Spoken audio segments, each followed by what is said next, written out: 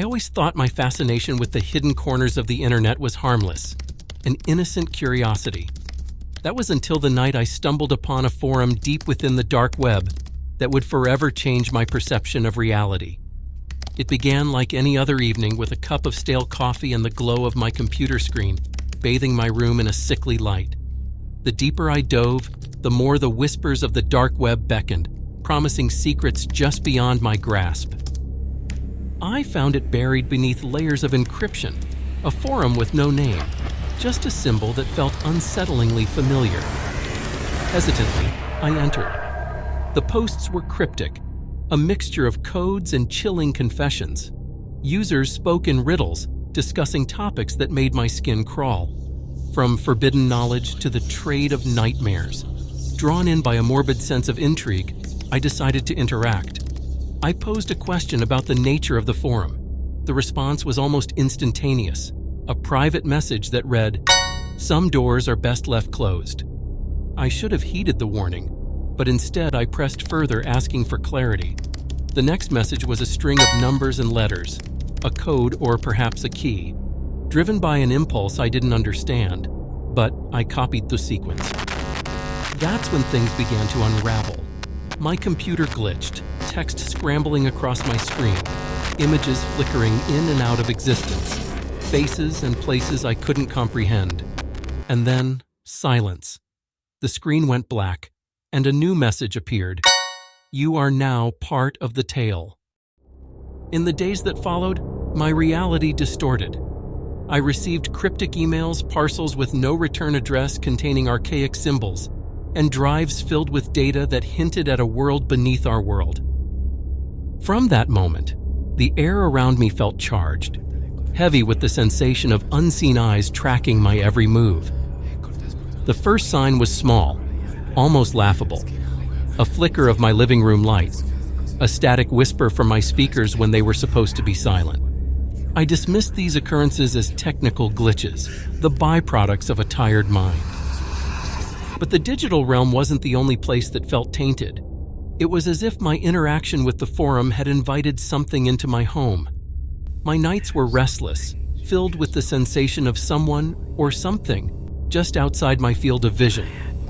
I'd wake up from half-remembered nightmares to find my curtains fluttering without a breeze, the chill of the night air feeling like fingers brushing against my skin. One evening as I sat trying to work, the room temperature dropped suddenly. A dense, oppressive silence enveloped the space. Then, the heavy thud of footsteps in the hallway outside my door made my heart seize. I live alone. The logical part of my brain screamed at me to stay put, but some primal, inquisitive force propelled me to investigate.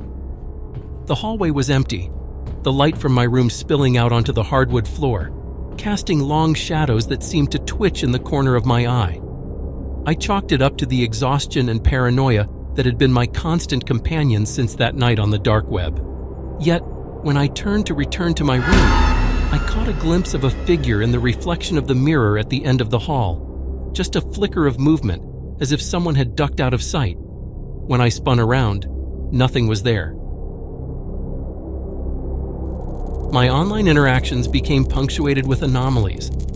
I'd find files on my desktop that I didn't download, filled with indecipherable symbols and fragmented sentences that hinted at rituals and forgotten lore. My webcam would activate on its own, the indicator light glaring at me like a baleful eye. I taped it over, trying to shake the sense of violation. Packages started arriving at my doorstep.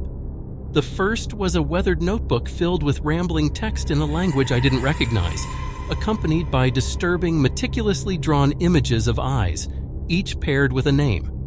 My name was among them.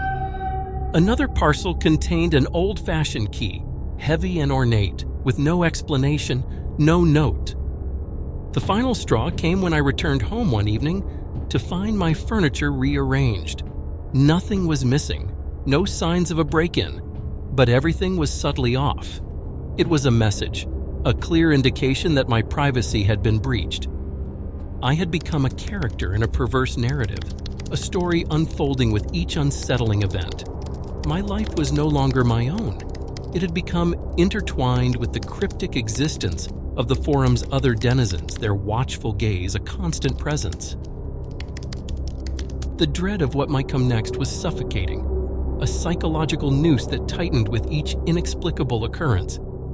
Sleep brought no respite, for in my dreams I wandered endless digital corridors, pursued by the whispered promises of knowledge and the ever-present eyes that saw through the veil of my screen. And now I pass this cautionary tale on to you, etched with the hope that my experience serves as a beacon, guiding you away from the shadows that lurk behind the code.